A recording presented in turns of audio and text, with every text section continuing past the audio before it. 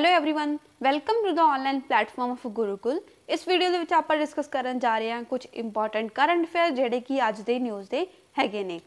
ਸੋ इस सैशन ਦੇ ਵਿੱਚ ਆਪਾਂ ਡੇਲੀ ਦੇ कुछ इंपॉर्टेंट करंट अफेयर्स ਨੂੰ डिस्कस ਕਰਿਆ ਕਰਾਂਗੇ ਜਿਹੜੇ ਵੀ ਉਸ ਡੇਟ ਨਾਲ ਰਿਲੇਟਡ ਹੋਣਗੇ। क्यों डिस्कस करे जा रहे हैं, क्यों करंट अफेयर्स के लिए एक सीरीज स्टार्ट करी जा रही है।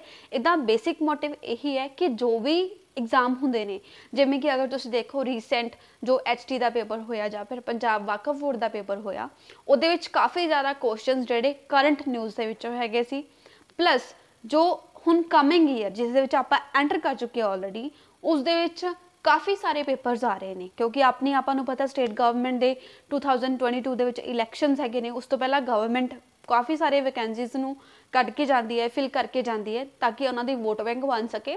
सो इस ही हुण तुहानूं पता होएगा मे बी कि जो NTT का एग्जाम होना है, दैन PSSB का एग्जाम है, पंजाब नैब तहसीलदार का पेपर है, PCS का एग्जाम हैगा।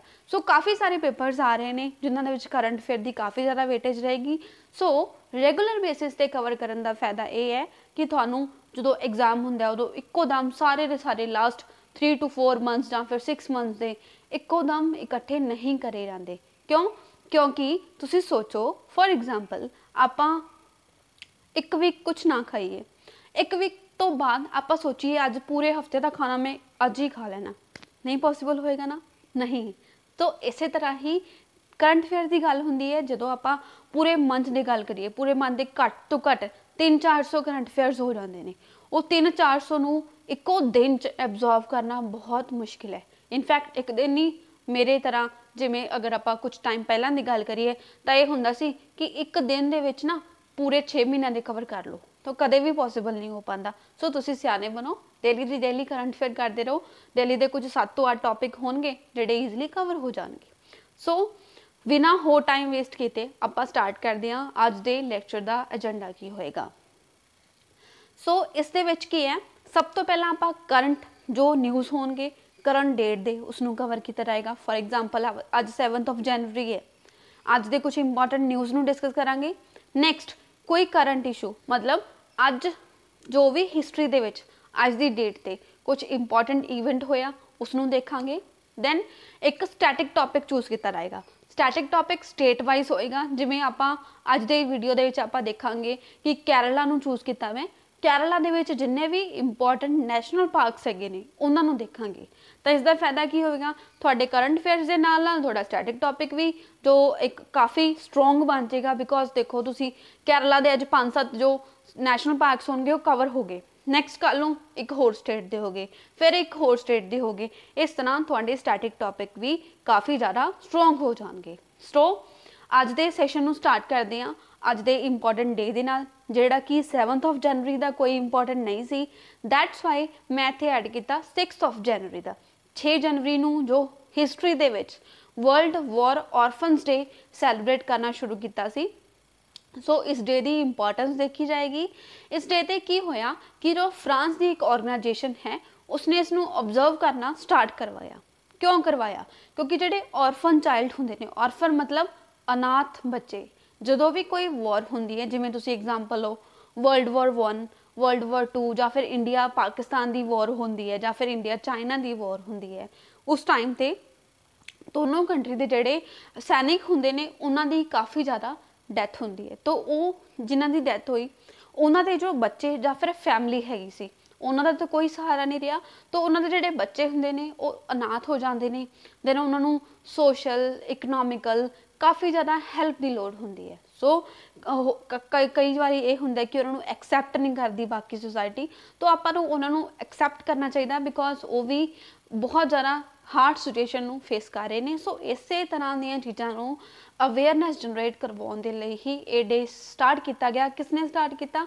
फ्रेंच की एक ऑर्गेनाइजेशन सी, ताकि जो ये वलनरेबल पीपल हैगे ने, वलनरेबल ग्रुप हैगा उन्हां दे लई लोकां नूं अवेयर किया जा सके, सो दैट उन्होंने हेल्प कर सकन। So world war orphans day 6 जनवरी एवरी ईयर सैलीब्रेट किया जाता है। Next IFF international film festival of India हो रहा है, ਇਹਦਾ 51st एडिशन हो रहा है। 51st एडिशन ਦੇ ਲਈ जो इंटरनेशनल ज्यूरी ਹੁੰਦੀ ਹੈ, मतलब ਜਿਹੜੀ ज्यूरी बनाई जाती है, बिकॉज इंटरनेशनल इवेंट है तो इंटरनेशनल लैवल के कुछ परसनस ਨੂੰ ਇਹਦੀ ज्यूरी बनाया जाएगा, मतलब जजेस बनाए जाएंगे। तो उन्होंने हैड कौन करेगा, मतलब एक इंटरनेशनल ज्यूरी है, उसके भी एक हैड होंगे, वो हैड किस परसन ਨੂੰ चूज किया गया, आप इस क्वेश्चन के उस चीज़ का आंसर देना। तो अपने को ऑप्शन के 4 परसन है ने, Priyadarshan, Pablo Cesar, Rubaiyat Hussain and Abu Bakar Shaki. तो अगर आप गल करिए ये चारों परसन ही इंटरनेशनल ज्यूरी का पार्ट है ने, but if we will talk about the head of the international jury he is Pablo Cesar. Option भी ये अपना करैक्ट आंसर होएगा। पाब्लो सेसार जेडे कि अर्जेंटीना के एक बहुत ही फेमस फिल्म मेकर है ने, उन्होंने इसका हैड बनाया गया। बाकी अगर आप होर रीजनस की गल करिए तो जो प्रियदर्शन है ने उन्होंने इंडिया के वालों चूज किया गया, रुबायत हुसैन बांग्लादेश तो है ने, अबू बकर शाकी ऑस्ट्रिया तो ने, एंड प्रसन्ना विंथेश श्रीलंका तो है ने। ये कुछ मैंबर जेडे पूरी इंटरनेशनल ज्यूरी का पार्ट होंगे। एंड हैड कौन होएगा, पाब्लो सेसार जेडे कि अर्जेंटीना के फिल्म मेकर है ने। एक चीज़ होर याद रखनी है, इंटरनेशनल फिल्म फेस्टिवल जोड़ा है इसका 51st एडिशन हो रहा है। Next news, India will be replacing which nation as the co-chair of Asia protected areas partnership. तो एक पार्टनरशिप बनी हुई है, पार्टनरशिप मतलब एक ग्रुप बनया होया एशिया प्रोटेक्टेड एरियाज का, मतलब जेडे एशिया रीजन के प्रोटेक्टेड एरियाज है ने उन्होंने लिए एक पार्टनरशिप बनी हुई है। इस पार्टनरशिप की है, इंडिया ने एक कंट्री को रिप्लेस किया तो हुण इनू चेयर मिल गई उस चीज़ की। को चेयर का मतलब कि एक मैंबर होर नाल होएगा, दोनों मैंबर मिलके उसकी चेयरमैनशिप करेंगे। हुण रिप्लेस मतलब पहला इस साउथ कोरिया बैठा होया सी किसी चेयर पर, इंडिया ने उन्होंने कहा चल बई बहुत हो गया, तेरा टाइम पूरा होया, हुण तू उठ, हुण मैं बैठना। तो इस तरह इंडिया ने रिप्लेस करता किसनू, साउथ कोरिया नू। तो ऑप्शन ए दे अपना करैक्ट आंसर हो गया। दैन वाई इंडिया नू क्यों चूज किया गया, सो इंडिया नू चूज किया गया for successfully increasing the population of wild animals, जिमें कि लायंस, टाइगर्स, लैपर्ड्स ते कुछ होर जो एनिमल्स है ने जिन्हों के हैबिटेट नू बचाया, प्लस उन्होंने पॉपूलेशन नू बचाया इंडिया ने। तो इस अगर सुनिया हो रीसेंटली टाइगर सर्वे होया, लैपर्ड सर्वे होया, लायन सर्वे होया, तो वो देखा गया कि उन्होंने पॉपूलेशन इंक्रीज हुई है या डिक्रीज हुई है। तो अगर टाइगर की गल करो पर्टिकुलर, तो टाइगर की जो सेंसस हुई 2020 के वो तो पता लग गया कि इंडिया ने इसका जो टारगेट सी कि 2022 तक पूरे वर्ल्ड के टाइगर सेंसस नू, टाइगर की पॉपूलेशन नू डबल करना है, इंडिया ने उस टारगेट नू 2020 के ही अचीव कर लिया। तो एट प्रेजेंट 2020 की अगर आप गल करिए, इंडिया 2975 समथिंग कुछ टाइगर्स है ने। सो इंडिया ने काफ़ी अच्छा काम किया। इसे काम नू रैकगनाइज करने के लिए इंडिया नू इसकी को चेयर मिली, किसकी, एशिया प्रोटेक्टेड एरियाज पार्टनरशिप। तो किन्ने टाइम लिए मिली है, नेक्स्ट 3 ईयर, मतलब हुण तो लैके अगले 3 सालों तक इंडिया इस पोजीशन पर रहेगा। एंड ये आप ऑलरेडी देख लिया कि किसनू रिप्लेस किया, साउथ कोरिया नू। आपने तो पहला कौन सी, साउथ कोरिया, नाउ इंडिया उसका मैंबर बन चुके हैं। Next, serum Research institute headquartered in which city. तो एक जो रिसर्च इंस्टीट्यूट है काफ़ी ज़्यादा न्यूज़ के हो गया रिसेंटली, किस दे लई एंड किस जगह ते ये हैडक्वार्टर्स है ने।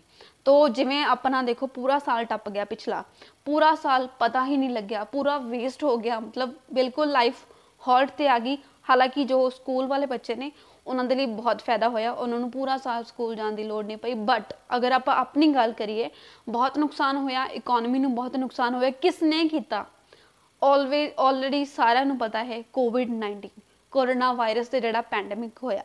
तो इसे पैंडमिक नू रोकने के लिए कि चल बई तेरा टाइम बहुत हो गया, हुण तू जा, ਉਹਦੇ ਲਈ एक मैडिसिन बनी है कोविशील्ड। कोविशील्ड नू कौन बना रहा, सीरम रिसर्च इंस्टीट्यूट ने काम किया सी। एंड अगर आप ये हैडक्वार्टर की गल करिए, वो है पुणे दे विच। कोई भी वायरोलॉजी के रिगार्डिंग कोई इंस्टीट्यूट की गल करी जाए तो मोस्टली 90% उसका आंसर की होएगा, पुणे। अगर कोई वायरस के रिगार्डिंग स्टडी की गल है, तो ये वायरस सी कोविड-19, उसके लिए रिसर्च हुई, मेडिसिन बनी, जिस नूं हुण एमरजेंसी अप्रूवल मिले, दैट्स वाई ये न्यूज़ दे विच आया। तो सीरम रिसर्च इंस्टीट्यूट जिसका हैडकुआटर कित्थे आ, पूना ऑप्शन सी अपने को इसका करैक्ट आंसर हो गया।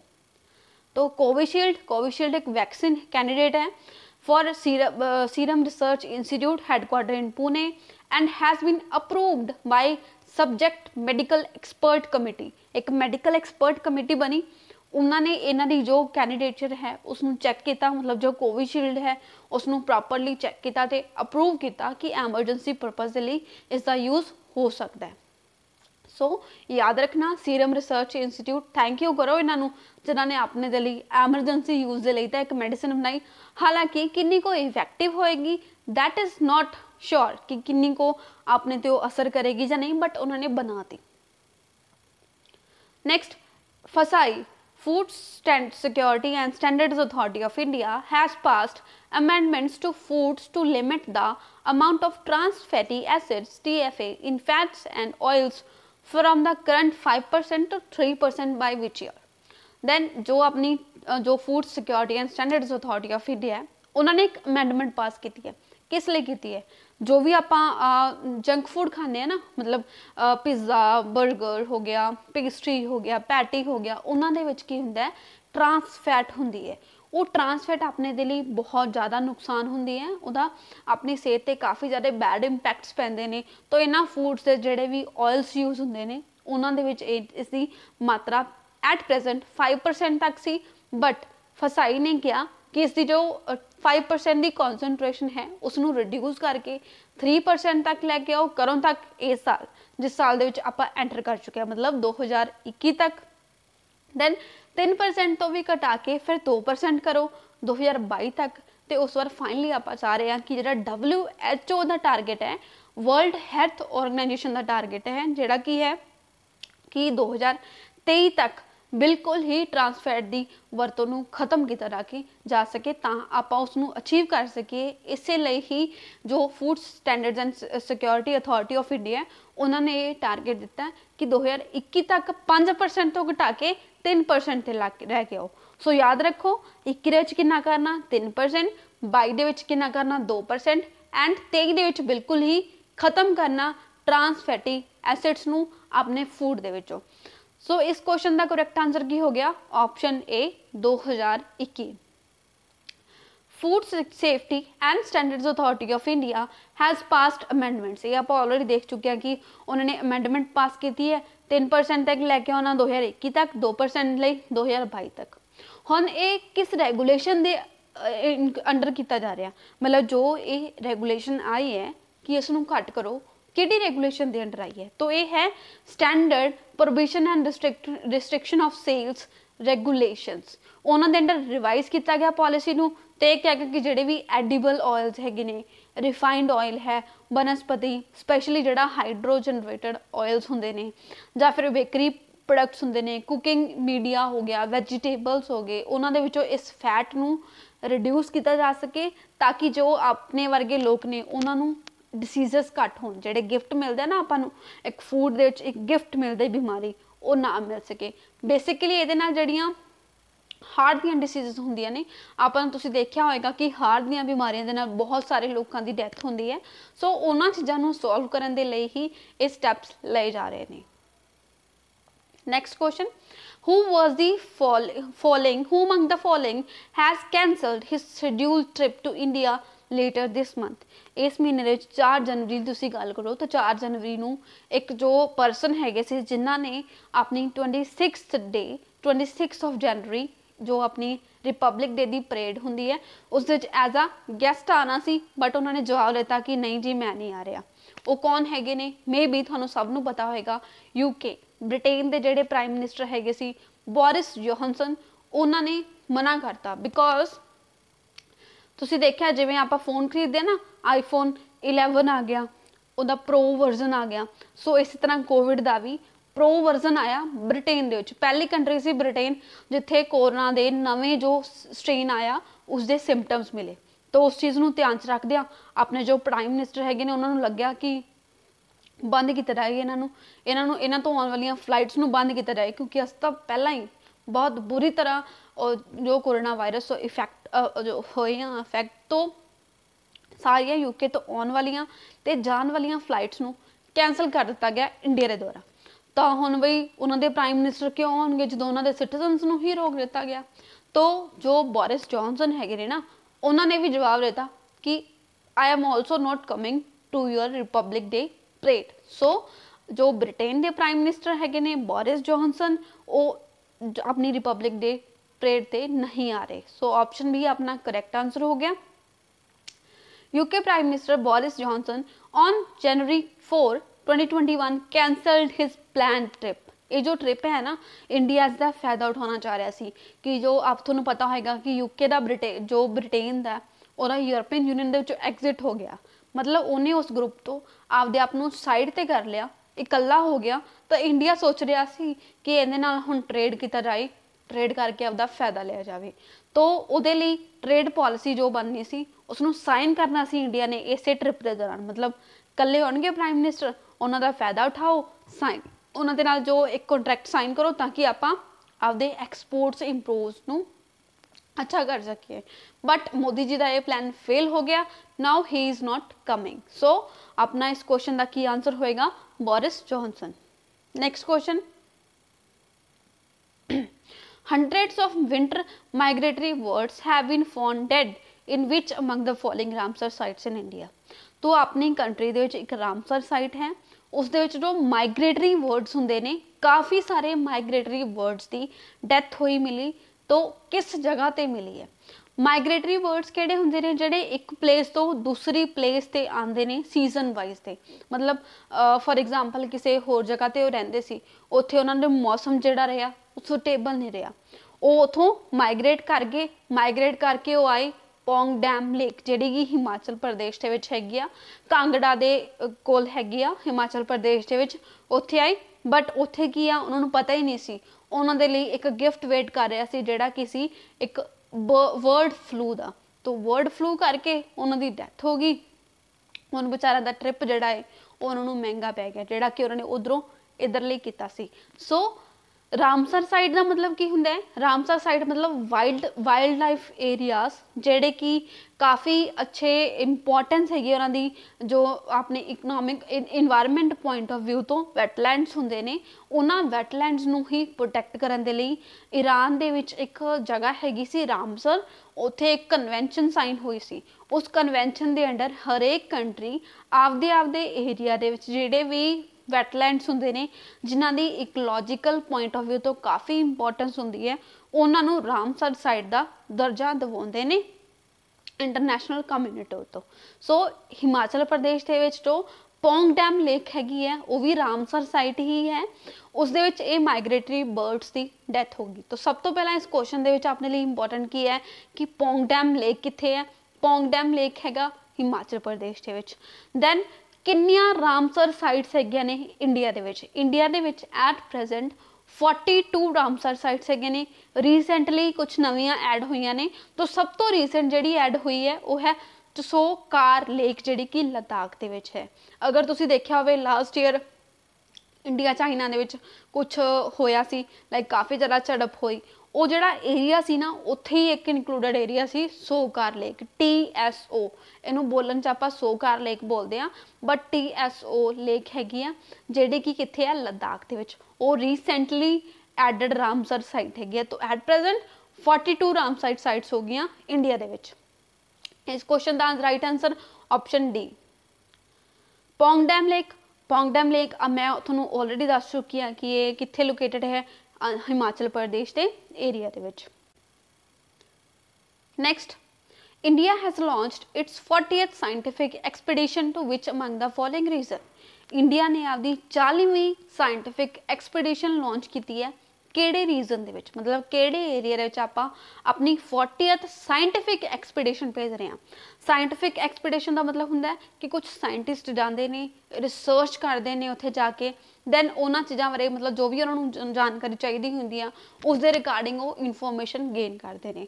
तो जे जी 40th साइंटिफिक एक्सपीडिशन जा रही है वो जा रही है अंटार्कटिका रीजन। अंटार्कटिका जिहड़ा कि वाइट कॉन्टीनेंट है अपने साउथ पोल के लोकेटेड है, उस जगह पर जा रही है।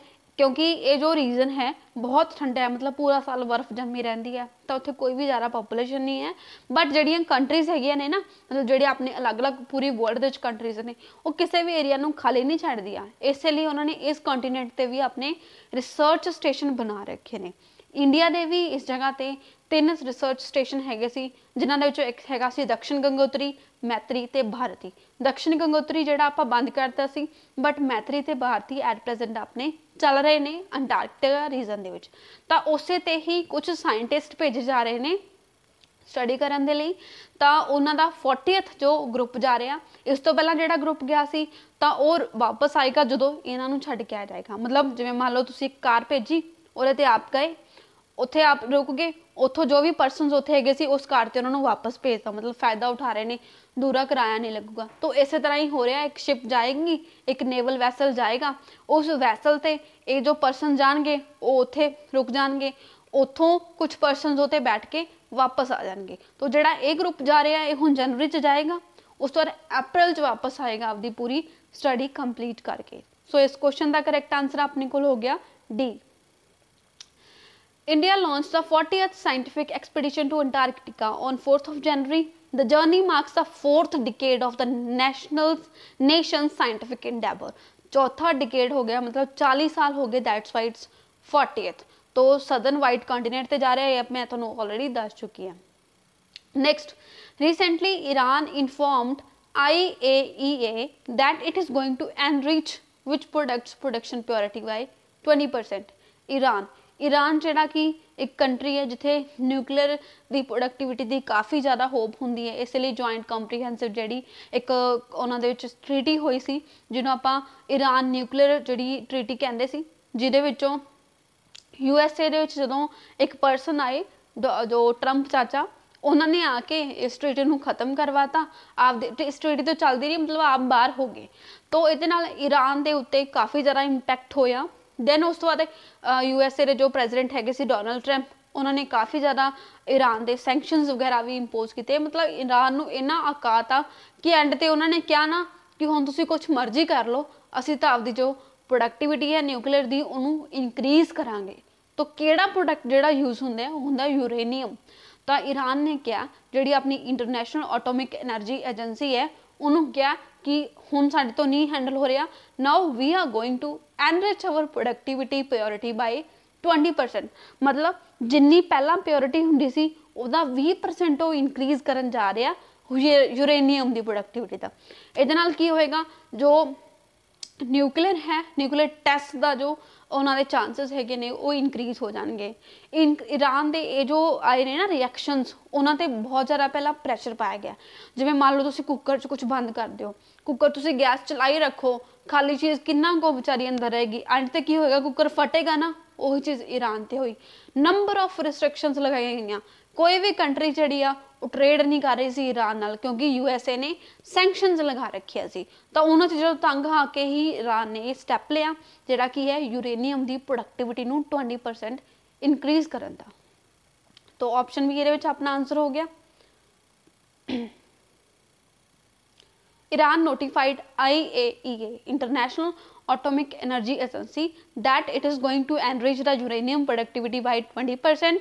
ये जो बंद किया गया सी ना कि इहनूं नहीं करना, तुसी लिमिट नूं उपर नहीं करना, मतलब इनहैंस नहीं करना प्रोडक्टिविटी नूं, ये किया गया सी 2015 दे विच वेना अकॉर्ड होया सी। वेना जिहड़ा कि ऑस्ट्रिया दे विच आ, उस जगह ते एक जो इन्हां दे विच आपस च एग्रीमेंट साइन होया, जिस दे करके इन्हां ने डिसाइड किया सी कि इस नूं नहीं करनगे। बट नाउ ईरान ने सैंक्शन तो परेशान होकर इसनूं इनहैंस करन दा प्रोग्राम बना लिया। Next question, which state has launched a mobile application डिजीनेट to give people digital access to the state government's directory. तो केड़ी मोबाइल एप्लीकेशन बनाई है, किस स्टेट ने, ताकि डिजिटल एक्सेस बनाई जा सके गवर्नमेंट की डायरेक्टरी दे लई। तो ये बनाई है पंजाब की गवर्नमेंट ने, इसका नाम की है डिजीनेस्ट।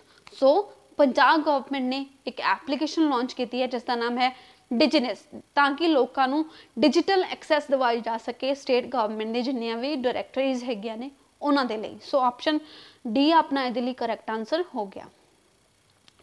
दैन नेक्स्ट क्वेश्चन है, union minister Buta Singh who passed away recently was associated with which political party?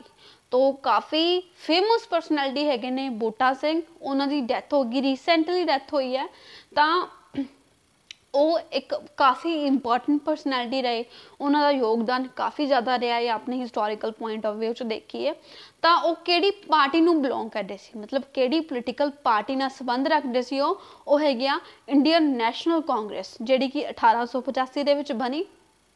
ਤਾਂ ਉਸ ਤੋਂ ਬਾਅਦ ਇਹਦੇ ਜੋ ਲੀਡਰ ਵਾਰੀ ਚੇਂਜ ਹੁੰਦੇ ਰਹੇ, तो ਜਦੋਂ 1986 ਵਾਲਾ ਟਾਈਮ ਪੀਰੀਅਡ ਆਇਆ, ਮਤਲਬ ਜਦੋਂ ਰਾਜੀਵ ਗਾਂਧੀ ਦੇ ਟਾਈਮ ਪੀਰੀਅਡ ਤੇ ਉਹਨਾਂ ਨੇ ਕਾफ़ी ਇੰਪੋਰਟੈਂਟ ਰੋਲ ਪਲੇ ਕੀਤਾ ਹੈ। ਉਹ ਆਪਾਂ ਦੇਖਾਂਗੇ ਕਿਸ ਤਰ੍ਹਾਂ ਉਹਨਾਂ ਨੇ ਕੰਮ ਕੀਤਾ। ਜਿਹੜਾ ਬਲੂ ਸਟਾਰ ਆਪਰੇਸ਼ਨ ਹੋਇਆ ਸੀ ਉਸ ਟਾਈਮ ਦੇ ਵੀ ਉਹ ਗਵਾਹ ਰਹੇ ਨੇ।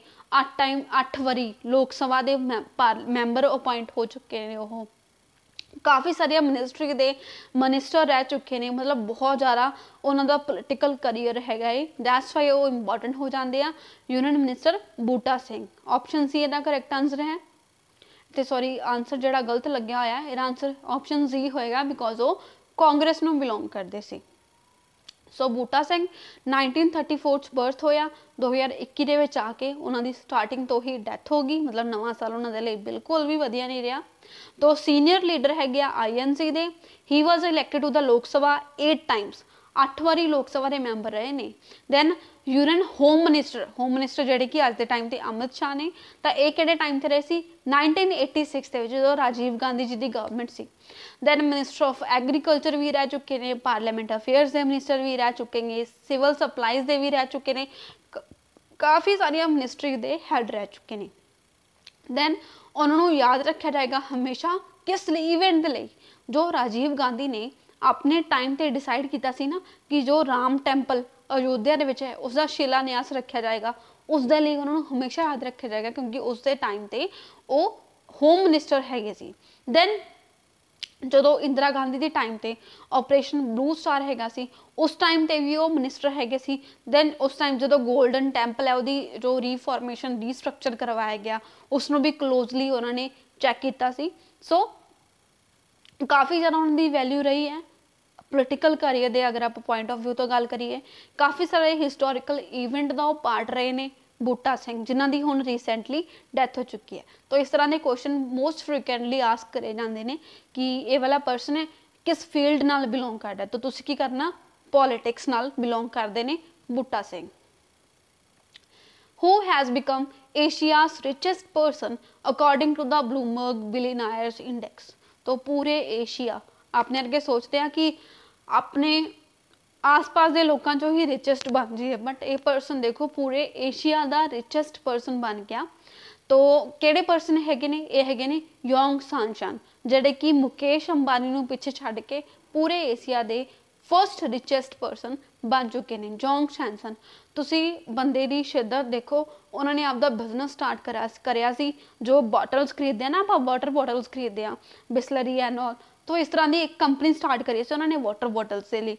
तो अज वो पूरे एशिया के रिचेस्ट पर्सन है। सो ये तो पता लगता है कि अगर आप एफर्ट्स करिए आप कुछ भी अचीव कर सकते हैं। Nothing is impossible, even impossible is saying that I am possible. So हमेशा अपने जो सपने हैं उन्होंने पूरा करने के लिए स्टैप्स लेंदे रहो, हमेशा स्टडी करते रहो, अपने एफर्ट पाते रहो, फल एक दिन जरूर मिलेगा। So option C is the correct answer है।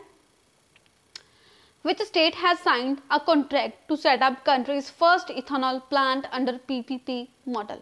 जो एक स्टेट है इंडिया दी, उन्होंने क्या कि असी इथानॉल का प्लांट शुरू करांगे पब्लिक प्राइवेट पार्टनरशिप मॉडल के अंडर, मतलब पब्लिक ते प्राइवेट दोनों मिलके पार्टनरशिप करनगे। तो छत्तीसगढ़ ने किया कि असी पहला जिहड़ा इथानॉल प्लांट है उसनूं सैटअप करांगे। ऑप्शन ए करैक्ट आंसर हो गया। Then the inaugural issue National Police K9 journal was launched by which of the following union ministers? तो एक K9 नाम का जर्नल इशू होया, केड़े मिनिस्टर ने इसनूं लॉन्च किया? इसनूं लॉन्च किया अमित शाह, जिहड़े अपने मिनिस्टर ऑफ होम अफेयर्स ने, क्योंकि जो एक K9 पुलिस सैल है वो किस दे अंडर आंदा है? होम मिनिस्ट्री दे अंडर। सो ऑप्शन डी का करैक्ट आंसर हो गया। A special K9 cell was established in November 2019 2019 ਦੇ ਵਿੱਚ ਇਸ ਨੂੰ ਸੈਟਅਪ ਕੀਤਾ ਗਿਆ under the police modernisation division of Ministry of Home Affairs. That's why इहदा जिहड़ा इसनूं किसने स्टार्ट किया, इसनूं किया अमित शाह ने रिलीज़ किया K9 journal. Which is the base period taken by RBI for DPI digital payment index. एक नवा इंडेक्स है जिसनों RBI ने क्या कि वो स्टार्ट करन जा रहे ने, तो इसका बेस ईयर किस ईयर नू स्टार्ट चैक किया गया, मतलब किहड़े साल नू बेस लैके ये इंडेक्स प्रिपेयर किया जाएगा। तो ये किया जाएगा मार्च 2018 नू बेस लैके इहदे विच की चीज़ कैलकुलेट की जाएगी, जो भी डिजिटल पेमेंट्स हुई ने, जिवें आप अजकल गूगल पे करते हैं, पेटीएम करते हैं, फोन पे करते हैं, तो इस तरह किन्नियां ज़्यादा पेमेंट्स हो रही ने, उन्होंने इंडेक्स प्रिपेयर किया जाएगा। बेस ईयर किहड़ा है मार्च 2018 एंड कौन प्रिपेयर कर लिया RBI। अपने लिए क्यों इंपॉर्टेंट है, बिकॉज न्यू टाइप का इंडेक्स लॉन्च होया, RBI ने नवा इंडेक्स लॉन्च किया digital payment index. Option B correct है। DPI captures the extent of digitization of payments across the country, and its objective is to accurately reflect the penetration and deepening of various digital payment modes। कि जेडे अलग अलग digital payments mode ने उन्होंने किन्नी को ज़्यादा penetration हो रही है डिजिटल पेमेंट्स की, इस चीज़ को चैक करने के लिए ये जो इंडेक्स है वो प्रिपेयर कराया जा रहा है। नैक्सट ये अपना अज का एक स्टैटिक टॉपिक है जोड़ा कि केरला स्टेट के कुछ नैशनल पार्कस है ने, बेसिकली 7 नैशनल पार्कस है ने केरला के जोड़े कि अपने लिए इंपॉर्टेंट है, जिमें फर्स्ट है Anamudi Shola national park, second Eravikulam national park, Periyar national park, Silent Valley national park, Mathikettan national park, Pampadum national park, Silent Valley national park. तो ये 7 नैशनल पार्क है ने, ये तुसी लोकेशन भी देख सकते हो, जिमें कि साइलेंट वैली है, वैनड जो ये ग्रीन कलर च शो है ने वो वाइल्ड लाइफ सेंचुरीज ने, एंड जो सिंपल शो किए हुए ने वो है ने national park. Silent Valley national park हो गया, दैन इराविकुलम नैशनल पार्क हो गया अपने को। तो इन्हां दी तुसी जरूर याद रखना, एक बारी तुसी मैप ते जाके जरूर देखो, बिकॉज जो आप किसी चीज़ को विजुअली देखते हैं तो उहदे नाल आपां नूं उस चीज़ की मैमरी परमानेंट हो जाती है, मतलब काफ़ी टाइम लिए अपने माइंड च स्टोर हो जाती है।